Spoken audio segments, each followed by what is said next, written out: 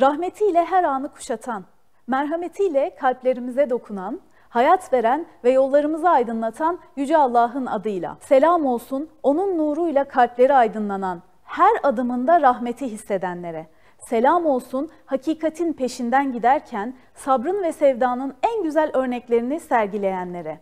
Ve selam olsun örnek insanların, yıldızların izinden yürüyen, onların ruhunu içinde yaşatan, her adımda yıldızların ahlakıyla ahlaklananlara. Onun adıyla başlayıp, onun izniyle yol alacağımız Zamanın Aynası isimli programımıza hoş geldiniz. Zaman değişir, çağlar değişir, insanlık yeni yollar arar ama bazı hakikatler her çağda varlığını sürdürür. Çünkü bazı insanlar sadece yaşadıkları dönemin değil, tüm zamanların aynasıdır. Onlar Allah'ın isimlerinin en güzel şekilde yansıdığı yıldızlardır. Bir kelime olarak değil, bir hakikat olarak yaşadılar. Sabır sadece bir erdem değil, yürüdükleri yoldu. Cesaret bir duygu değil, aldıkları her nefeste saklıydı. Ve sadakat bir söz değil, hayatlarına mühürlenmişti.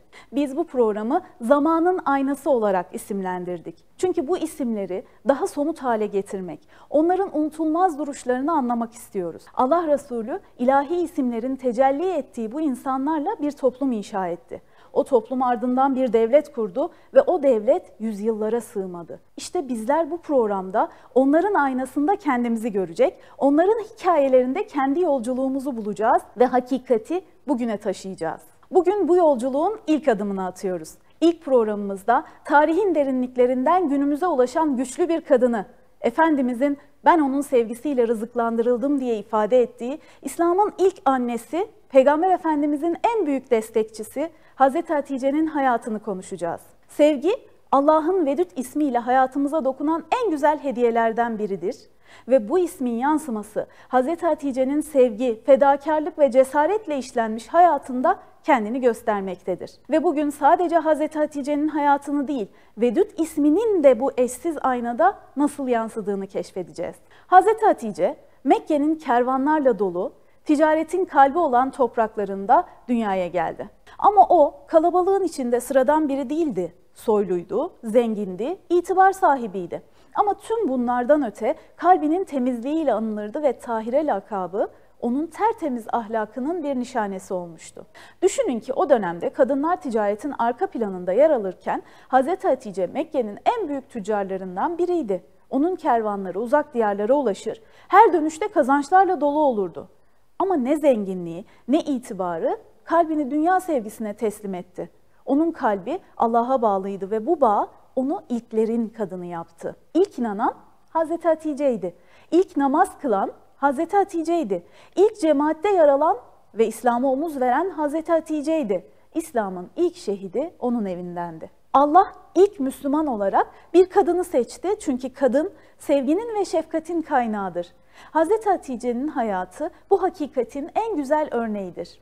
Onun gönlünde Peygamberimize karşı doğan sevgi öyle derin, öyle saf bir sevgiydi ki bu sevgi sadece eş olmakla kalmadı. Onu bir dost, bir yoldaş, bir iman arkadaşı yaptı. Onun Peygamberimize duyduğu güven sadece sözde değil, hayatında da somut bir duruşa dönüştü. Ticaret kervanına Peygamberimizi lider olarak seçtiği gün aslında bu sevginin ilk tohumları atıldı. O sevgi ki sözde kalmadı.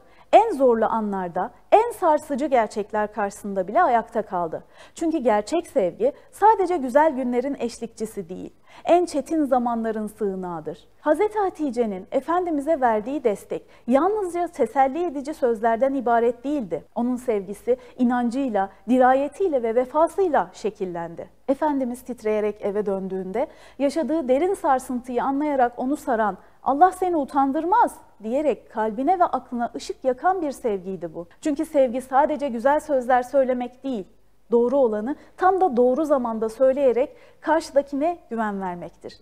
Sevgi insanın en yalnız hissettiği anlarda bile yalnız olmadığını hissettirmektir. İslam'ın ilk yılları her gün farklı bir zorlukla karşılaşılan, iman ve sabrın sınandığı bir dönemdi. Mekke müşriklerinin uyguladığı boykot sadece ekonomik değil, manevi bir imtihandı. Ancak bu zorluklarda da Hazreti Hatice sevgi ve fedakarlığı ile Efendimizin her zaman yanındaydı. O sadece malını ve mülkünü değil, tüm kalbini, sevgisini ve desteğini de İslam'a adadı. O sevgisinin yalnızca eşine değil, Allah'a olan derin bağlılığını, her şeyini feda ederek gösterdi.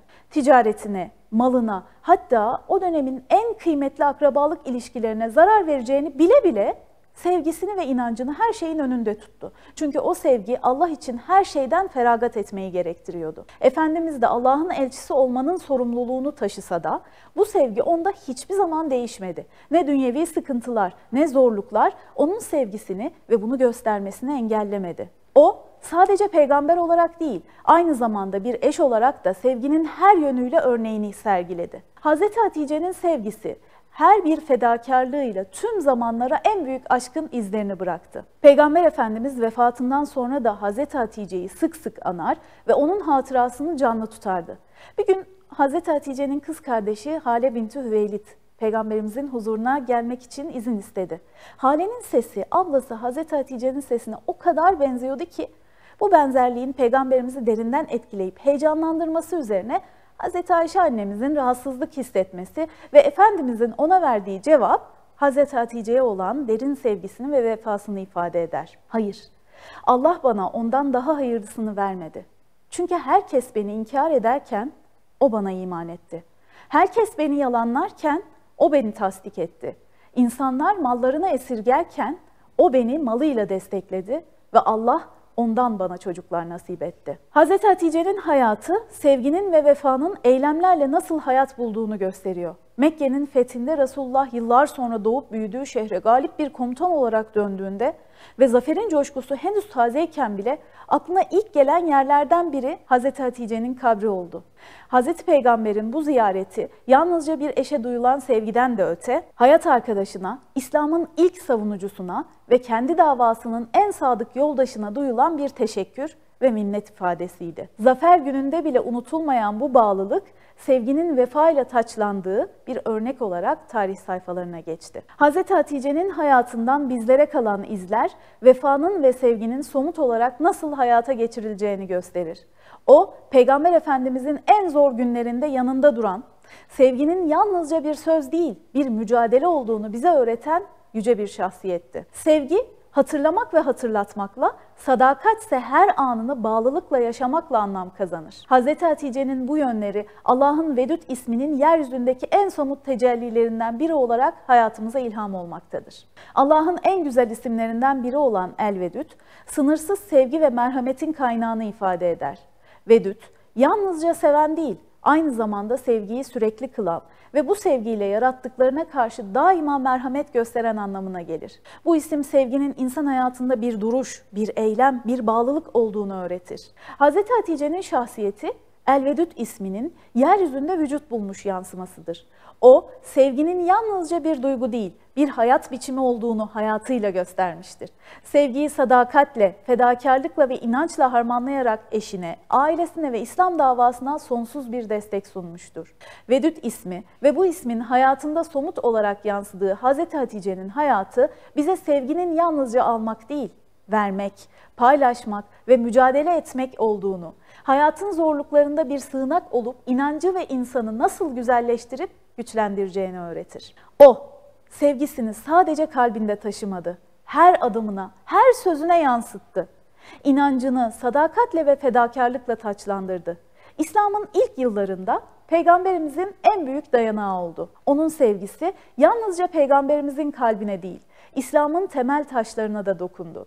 Hazreti Hatice'nin sevgisiyle şekillenen İslam'ın ilk yılları bize şunu öğretiyor. Sevgi, fedakarlık ve bağlılık olmadan tamamlanmaz. Allah'ın Vedud ismi insanı sevmekle ve o sevgiyi eyleme dönüştürmekle tecelli eder. Hazreti Hatice'nin hayatı bize sevginin dönüştüren bir güç olduğunu öğretiyor. Bir kişinin bir başkasını Allah için sevmesi ve o sevginin inançla harmanlanması, toplumu dönüştüren gücü beslemesi demektir. Sevgi, Allah'ın en güzel hediyesidir. Bu hediyeyi hayatımıza anlam katan bir rızık olarak görelim ve onunla dünyayı güzelleştirelim. Sevdiklerimize güven ve sadakatle bağlanalım. Gerçek sevgi bazen kendinden vazgeçmeyi gerektirir. Hayatta sevgi ve iyilik adına cesaretle ilk adımları atalım. Bugün Sevdiklerimize olan sevgimizi, onları destekleyerek, onların yanında durarak ve Allah'ın Vedud isminin hayatımızdaki yansımasını görerek güçlendirebiliriz. Sevgi bizden fedakarlık bekleyen bir emanettir ve bu emaneti korumak tıpkı Hz. Hatice'nin yaptığı gibi Allah'a yakınlaşmanın en güzel yollarından biridir. Sevgiyle rızıklanmayı dilemek, bunu bir dua olarak yaşamak ve hayata geçirmek temennisiyle.